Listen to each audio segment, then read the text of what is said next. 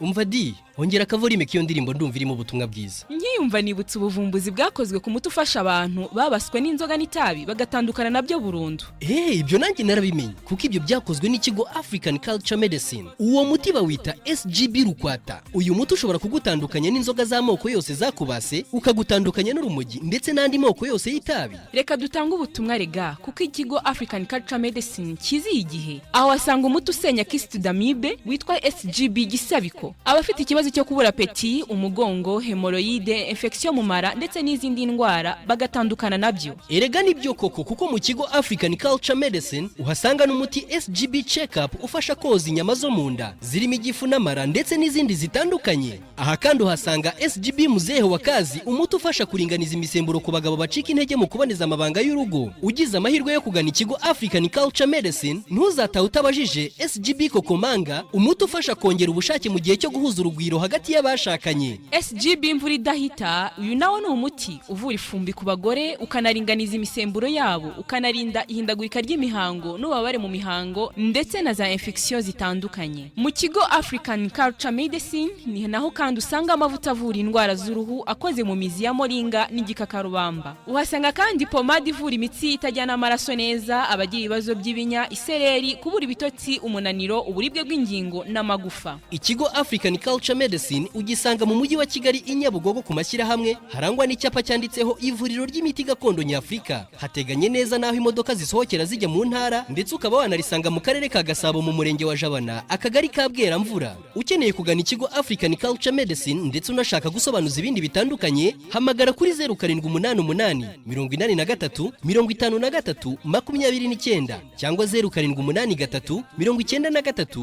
54 47. Ushobora kandi no guhamagara kuri 0728 83 53 29.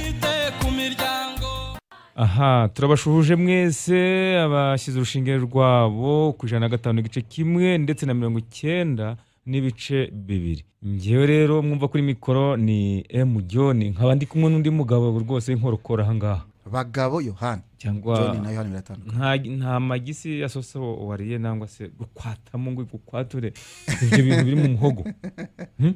Rukwata bwararaza kumbwira ko nzabigeza. Rukwata ya. Babari bamukumbuye rero. Bari bamukumbuye niryeje baramutwishuza. Umva yewe. Atari ko umuntu witwa Rukwata bite. Namwe tuje turi kumwe.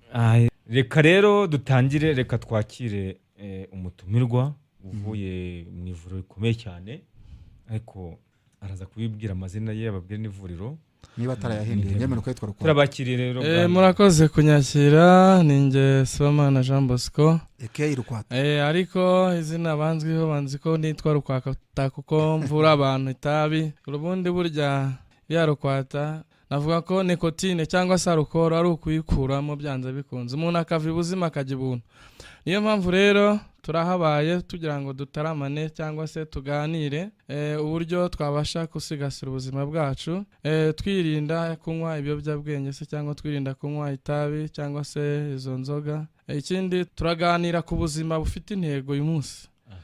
Niyo makuru mashyashya ku buryo abantu bashobora kubaho mu buzima bufite intego. Hari abantu bagira ubuzima budafite intego. Ibyo rero nibyo bimwe mu bintu bishobora gutuma umuntu atatera imbere.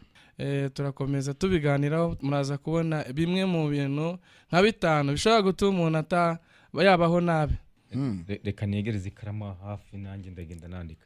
Hanyuma rero wenda uratubwiye ati nitwa Bosco, sinzi cyako irindi ngo ni Bosco Sibomana Jean Bosco, nkaba ndi muganga nkorera hano Nyabugogo mu kigo bita African Culture Medicine cyangwa se ivuriro ry'imiti gakondo nyafurika rikorera hano Nyabugogo imbere ya gare, kubava mu ntara naho kwa steri sohokera zijye Muhanga uhateganye na Equity Bank cyangwa se GT Bank. Uhita ubona icyapa cyanditseho ivuriro ry'imiti gakondo, cyangwa bamanuka bava mu mujyi batari binjira muri gare bahita babona etage nyine iri ruhande rwa KCB, hariho icyapa kiriho nyine iyo ivuriro ry'imiti gakondo nyafurika. Akaba ariho dukorera, tukaba tuhakorera serivisi zigiye zitandukanye, harimo kuvura abantu barwaye amibe, igifu, imyijima, mbese bigenda biterwa n'indwara uzanye. Hari izo dushobora kuvura, hari n'izitunanira. ntago tuvura zose. ntabwo muri imana uvugishije ukuri ubone n'agace kumva umuntu avugisha ukuri cyo kumva ko abantu tuvura zose ukibaza zose bibaho. Twebwe tugerageza kuvura izishoboka. hanyuma wenda ikibazo cy'amatsiko genda gitoya mukora iminsi yose amasaha ese umuntu aba ashatse n'ubundi nahe masaha yabashakira? Ubundi duhera ku wa mbere saa moya tuba twahageze, kereka wenda iyo twahageze abantu batuzindukira kuko no mu rugo ndahakorera, wenda bari nk'umuntu baroze cyangwa wagize ikibazo niyo mbasha gutindaho, ariko ubundi guhera saa moya kugeza saa 2:30 saa 2 mba ndi Nyabugogo. Ikindi duhera ku wa mbere kugeza kwa gatandatu. Niba muri ku munsi umwe ku cyumweru mwibukana Nyagasani mukajya kuyiramya. Oya burya ibi dukora ni imbaraga z'Imana, ni imbaraga z'Imana zikora mu byaremwe cyangwa se mu bimera. Niyo mpamvu rero tugomba no gufata umwanya wo gushima Imana mu byo dukora, kuko burya ibi byose dukora hari impamvu ituma tubikora, kuko burya buri muntu wese hano ku isi afite icyo aje gukora. Urakoze cyane. Tugiye kwinjira mu kiganiro rero, dore ko harimo bamwe bacyumva igice abandi bakaza cyatangiye abandi bakagisigamo hagati, wenda bagaragaza kutubwira nimero y'aho hantu mukorera kuri African Culture, ariko nituzogeramo hagati nabwo nanone nangwa se tujye gusoza turenga tuyisubiremo. Abashobora kunkurikira bashaka kumbaza ibibazo wenda bitandukanye by'ibanga, nshobora kubaha nomero, ariko ubwo bambaza mu gihe nawe mvuye muri studio hano. Ni 807-35-35-9 cyangwa se Tigo ego ni 07-82-35-32-9. Ndumva zinoroshye cyane nayo namaze kuzifata. 07-83 kangahe 35-32-9. Siko tabana yesheke mu mibare ntago nayibona. 07-83-35-32-9. 35-32-9 nta hantu nayanditse ariko mu bwonko bwo yamaze kujyamo. Reka rero tunyaruke ubwo tumaze kumwakira no kutwibwira hanaje aturutse n'ivuriro ndetse n'amaserivisi atandukanye, turaza kuyumva neza birambuye. Ariko hari ijambo avuze ati uyu munsi turaganira ikiganiro cyiza cyitwa kubaho ubuzima bufite intego. Ni kaze rero umwanya n'uwawe. Ni byiza. Impamvu iki kiganiro ngira ngo tugisangire n'abadukurikiye, byagiye bigaragara ko abantu benshi hari igihe bapuraninga gahunda ariko ntibabashe kuzigeraho. Ahanini rero impamvu umuntu ashobora kutagera kuri gahunda akaba yamara umwaka wose intego yari yihaye atazigezeho, nuko hari igihe aba afite ashobora kwinjiza amafaranga menshi ariko afite uburyo nanone yasesagura, bityo bikaba byatuma bwa buzima bufite intego atabugeraho ku za nshingano yari yarihaye, akaba atabasha kuzuzuza. Mu gihe ashobora kuba yakoreye 5,000, bya 5,000 byose akaza kurara biriya bishije, icyo gihe biba bigaragara ko azagenda none akaba ari byo yiberamo. Ko byagiye bigaragara ko abantu benshi bavuga ngo inyatsi, ariko nge mu byo nemera ntago nemera ko inyatsi baho, ahubwo nemera ko abantu bashobora kugira imibare mikeya. Buri ikintu cyitwa umubare mwarimu yigisha mu ishuri ni ikintu cyiza abagabo. Ngira ngo urabizi ko buriya umuntu iyo yize imibare bimubasha gucunga ejo hazaza he neza. Iyo akoze imibare nabi, icyo gihe ni handagira ubwa buzima budafite intego. ngira ngo ari ikintu ukomojeho kijyanye n'ibintu byitwa imibare. Ubundi abantu bize ibintu by'imibare cyane cyangwa abahanga mu mibare, ubundi bavuga ko ikintu cyose kiriho bugiye kigira umubare. Aho burya no gutekereza ubwacyo nacyo ni imibare, kuko hari igihe utekereza ukajya kubona ko umuntu ibintu yatekereje wa mugani nta musaruro biri butange. Niyo uzajya kubona ko natekereje ibintu birimo wenda ubuhemu, ubugome, ibintu nk'ibyo ngibyo, akaba yatekereje ibintu binyuranye n'ibintu bizima. Ariko nk'ibyo bavugaga muri ya mibare iyo utekereje neza nibyo binagufasha no kubara ya mafaranga make, cyangwa bajya ngo ibintu cyane nk'ibi bijyanye no kubaho mu buzima bijyanye n'ubushobozi n'ibintu. Ugasanga umuntu avuga ati aya mafaranga ngenda sina ni makeya ntawe, ariko abantu bagiye batanga ubuhamya ko umuntu abahereye kuri make kandi akagira abagera. Ubu nk'aya buriya ari nko wafashe nk'umunsi cyangwa wafashe umwanya ugatanga ubuhamya bw'aho wahereye, ushobora gusanga umuntu avuga ati burya bwose birashoboka. Buriya impamvu nateguye iki kiganiro givuga ku buzima bufite intego, usanga ko buriya abantu benshi baba bifuza kubaho neza, nta muntu wifuza kubaho nabi. umuntu aba nabibaye gusa. Ni ukuvuga ngo hari icyo nakita wenda niba ari sekibi bitera ugasanga uhora kwa muganga wivuza n'urugero. Buri ikintu cya mbere gishobora gutuma umuntu atagira ubuzima bufite intego uburwayi. Kuko iyo ufite uburwayi buraguhungabanya. Icyo ni icyambere. Kandi ndetse no kuguhungabanya ya minsi umara urwaye udakora utekereza ati noneho mu mwanya ndajyamo seru mu mwanya ndamera gutya mu mwanya umutwe ahita hanangirika. Noneho impamvu icyo gihe rero niba uburwayi ari bimwe mu bintu bishobora gutuma umuntu yagira ubuzima budafite intego, ni byiza yuko twakangurira abantu kwivuza mbere hakiri kare kugira ngo muri plan cyangwa se no mishinga bakora bazabashe kuyikora neza. Ariko mu gihe waba ufite uburwayi n'ubundi imishinga imwe n'imwe ntabwo izagerwaho. Icyo gihe bizarangira amafaranga wakagombye gukoresha muri wa mushinga apfuye. Ariko ni byiza ko abantu bakoresha check up cyangwa se bakisuzumisha bakamenya ngo umubiri wanjye uhagaze gutya. Ubundi hari ikintu nigeze kumva abantu bagiye impaka ku bintu umuntu aravuga ati ariko se atungiye kwisuzumisha bakambwira ko byarangiye narwaye ntazanakira, ati no kuba nibereyeho gusa gutyo ntazi ko narwaye, ati byiza si uko ibero nzi ko ntarwaye ko ntacyo kubera ko bamaze kunsuzuma agasanga ko ndwaye ntazanakira, ati yanyica kurenza uko naba nibero ntazi ko ndwaye. Urumva cya kibazo cy'imitekerereze twavugaga, ugasanga nk'uwo ntigize yisuzumisha ngo amenye ngo ndwaye kandi nyamara mu by'ukuri yaza kwisuzumisha mbere niyo ndwara avuga ko yamuzengereje iba yaravuwe mbere cyangwa se igakurikiranwa mbere. Aho ugasanga umuntu yishizemo ati ninjya kwa muganga ugasanga ndwaye ibi ngibi, ati noneho birabirangiye ubuzima buraburangiye, ati reka mbigumane gusa. Urumva ugasanga ari ikibazo. Niyo mpamvu usanga ko nk'abantu bakagombye gukoresha check up. Nongeye mbigaruke kuko hari rama, hari mitiweli, hari memayi, hari uburyo bwinshi leta y'ubumwe yashyizeho bwo kwivuza. Ariko niba ari imyumvire wenda ikiri hasi usanga ko abantu batabasha kujya gukoresha control bakiri bazima, ahubwo bajya ari uko barembye. Ibyo rero njyewe numva yuko mu rwego kugira ngo abantu bagire ubuzima bufite intego nuko no muri plan ya business cyangwa se kugira ngo bashe kugera mu iterambere n'icyo bajya bagishyira bavuga ati mu mwaka ngomba gukoresha check up kugira ngo menye niba igifu gikora neza amara n'iki.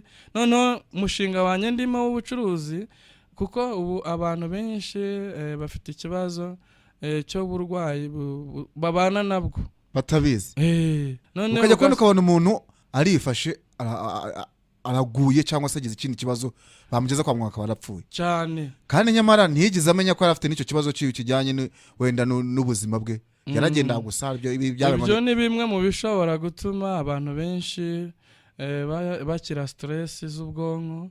Ni kimwe mu bishobora gutuma mbese no gusaza. Rega buriya ikintu bita umunaniro cyangwa kutivuza nongerana nagaruke no kuri cya kindi nita ibiyobyabwenge, kuko nanone ni kimwe mu bituma abantu bagira ubuzima budafite intego. Kuko niba ushobora kujya mu kabari buri munsi ugakoresha 5,000 cyangwa 3, noneho kandi mu rugo naho uhasize 3 n'urugero, noneho kandi kwizigama ntago wizigama, icyo gihe ni handi uzasaza nta kintu ugezeho, ni handi amasaziro yawe utazabasha kugira gute kuyageraho, kuzasaza banduranye. Ibyo rero no kuvanga muri plan hari ibintu byinshi dukora nk'abagabo cyangwa se nk'abantu bafite ingo bidusaba amafaranga. Bya bintu bidusaba amafaranga, dufite inshingano zo gucunga ingo zacu, tugacunga n'umuryango n'abana tubyaye. Ibintu dukeneye ni byinshi, ariko usanga yuko hari abibagirwa inshingano zabo z'urugo cyangwa n'iz'umuryango, bikarangira ari ba bantu ugasanga umugore niwe wubaka urugo wenyine, kandi burya urugo rwubakwa n'umugabo n'umugore. Ibyo rero nibyo uyu munsi turi bwaganira kugira ngo abantu bagire ubuzima bufite intego, bagire ireme. Tukiri kuri ikibazo kijyanye n'ubuzima bufite intego, nta kibazo nshaka kubaza niba wenda hari ukuntu biziho cyangwa wenda nawe ujya unabibona. Hari abantu bagira akazi muri ubu buzima bahora binjiza, twavuga binjiza buri munsi bita ngo ni ibiraka. Tugera nk'abafundi, abandi bantu bose bakora ibintu byinjiza ku kanya. Usanga muri society bafata ko ari abantu bangiza cyangwa bagaspia, ku buryo avuga ati uyu munsi hari n'imvugo bajya bavanga umwana w'umufundi arabwirwa nta buraro. Urumva akumva ko natanayabona mu gitondo ari babone nimugoroba, natabona nimugoroba azabone ejo mu gitondo. Urumva ibyo bintu muri society umuntu bishoboka gute ko bishobora kuba yatekereza ko ashobora no kuba muri bwa buzima bufite intego ashobora kuba yavuga ati intego yanjye ningi kurenza ko avuga ati nakure yandatangira abantu bakora amafaranga gahita yatana ku kanya automatique ugasanga wamugana yatwaye muri izo nzoga yatwaye mu bindi bintu ko atekereza ngo nzabona yandi mu gitondo ndabona ndi nimugwa ndabona ndi abo bantu ni wenda nawe byo byumva cyangwa ujya nabibona ikibazo kibari iki wenda tukiraho kuri icyo kibazo cy'abafundi abakarani abakanishi hari inzego nyinshi zifite imirimo batari n'abashomeri abo bantu ntabwo ari abashomeri ahubwo babona amafaranga ariko kuyajera ntibabashe kuyajera ugasanga ahubwo barimo barabeshyira zanyatse ugasanga bagiye kuraguza abandi tubu rwose nge byaranze nkoze imyaka 5 reka nta pantaro no kuyabona nyarya nyarangiza reka da ibyo rero ni kwa kuticara ngo afate ikaramu buri ikaramu abantu benshi baheruka kuyifata benshi bakunda kuyikoresha bati nge ikaramu buri yanjye nyiha agaciro buri ikaramu ifite akamaro kanini cyane kuri isi kuko ikaramu iyo ufashe umwanya kuvuga ati ariko ubundi mu mwaka nshobora kuzaba mfite amafaranga angahe kuri konti cyangwa se ubundi niba ninjiza 5,000 byose kuki mbikoresha bigashira ibituma nyamara ni ikihe bituma nkosoma aya mafaranga yose agashira noneho ukagenda ugabanya ku buryo ugizayo wizigame ugateganya yuko igihe uzaba utagiye gukora ubuyedi cyangwa utabonye ikiraka cy'ubufundi cyangwa utabonye imodoka ikanika cyangwa utabonye umuntu utwarira imizigo utazabwirwa utazaburara n'abana batazaburara cyangwa nawe warwara ukabura nuko wivuza niyo mpamvu ikiganiro nakitekerejeho nagiye nganira n'abantu hari n'ibyo ngenda mbona nanjye ubwanye nkavuga ni byiza ko biganirwaho abantu bakakanguka bakaba maso kuko kuba kuri iyi si ni uko ufite imibare ni nayo mpamvu twongera kubigarukaho cyane ikintu cyitwa imibare tugomba gushishikariza abantu kuba mu buzima bufite intego muri iki kiganiro cy'uruziga rw'ubuzima niba ikiganiro cyacu ari uruziga rw'ubuzima ni byiza yuko tushyiramo nuko abantu bagira ubuzima bufite intego kugira ngo noneho rwa ruziga rw'ubuzima abantu barubemo bafite umunezero kuko buriya uruziga ni ikintu gikorosinga ariko se kirakorosinga tubereka vision tubereka ejo hazaza kugira ngo byibuze hamwe mu gihe runaka bazahamagara avuga ati ebana nge hari isomo numvise rinkora ahantu rituma mfata ingamba mpindura uko nari nteye dukeneye ubuhamya kuri muri kino kiganiro ni byiza abantu bamaga bavuga ati nge kuvurya munsi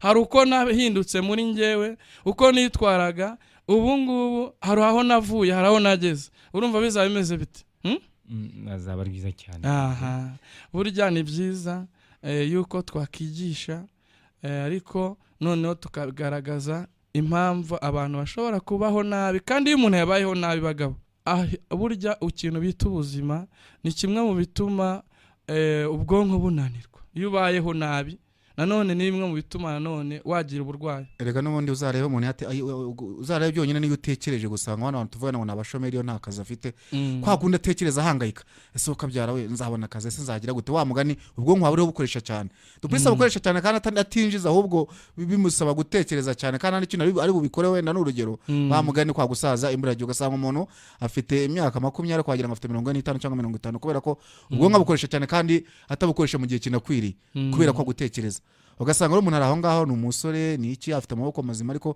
ugasanga imitekerezo kugira ngo agire ibintu akora yiteze imbere ugasanga ari aho ngo gusovuga ati wapi hari ijambo mwaje kuvuga wenda mugitangira ngo kubaho ubuzima bufite intego icyambere ugomba kwirinda byibuze ukajya ukoresha controle nangwa se ukajya kwisuzumisha mbona nubwo ubutarwaye kugira ngo urebe ko uri muzima nangwa se ko ari ikindi kibazo ahangaho ko uzakunda kumva abantu bavuga ngo igishoro cya mbere ni ubuzima iyo uri muri CHK hariya ku baryamye muri biriya bitanda ntabwo bavuga ngo ejo uzajya gucuruza ntabwo bavuga ngo wa mukarani yayikoreraga ibiro 5 nako 50 ukaba uri ku gitanda hari udashobora no kwihereza akajerekani k'amazi nangwa ikombe nangwa se na ji bakuge muri utashobora kuyihereza uvuge ngo ajya kwikorera ya mitwaro nubwo kabari akazi koroshya igihe cyose uri ku bitaro ntabwo ibyo bintu wabishobora niba ngo rero ahangaha nge nabigereranya umuntu niyo ashaka kuba mu buzima bufite intego ngo iri ntego ya mbere ni kwirinda igisa n'uburwayi nangwa se icyahungabanya ubuzima bwawe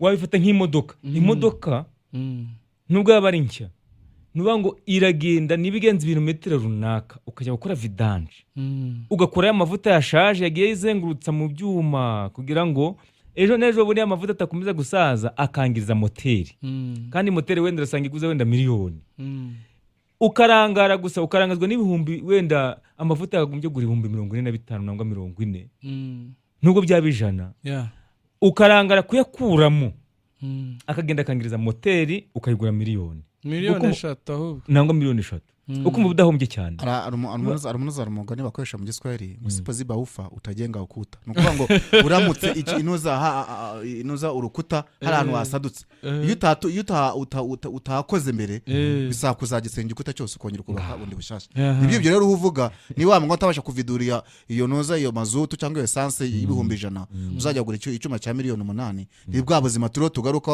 ari wavuga rukwata uzasanga umuntu yarina kujya kwisuzumisha mbere ngo akore check up none yagera mu ndagasanga izo munda zose zarashize nta hantu na hamwe hazima sigaranye agatangira sohoka byara wewe ndapfuye noneho birarangiye kandi cyagihe yarafite umwanya uhagije ukuba yagenda akagenda akajya gukora control akamenya ati hano hantu urasabwa ibi hano hantu urasabwa itwararika ibi ngibi ugasanga urakoze cyane ikindi wenda urugero nanabaha wenda ku bantu barwaye nk'ikimungu mbyite gutyo kanseri indwara zikomeye cyane iteka ryose nangwa se igihe cyose kanseri ntagikunda kugaragara ikiri muri stade ya mbere rero abafite amahirwe bakayibona ikiri muri stade ya mbere hari uburyo bayareta nangwa se kuyihagarika bakayikoresheje donc hari uburyo mbese bayivura bikaba yahagarara ariko igeze muri stade ya 3 yamaze gufata n'izindi ngingo zituranye naho ngaho yabanjirije urukumva bibaye ikibazo cyane nuba ngo abari ikizi yo gutegereza ngo bizamera gute rero kano kantu reka tukaveho nuba ngo igishoro cya mbere reba uburyo watandukana n'ikintu cy'uburwayi cyakora hari ikintu utakwirinda nk'impanuka ntiwayirinda kuko ubushakashatsi nangwa se siyanse ivuga ko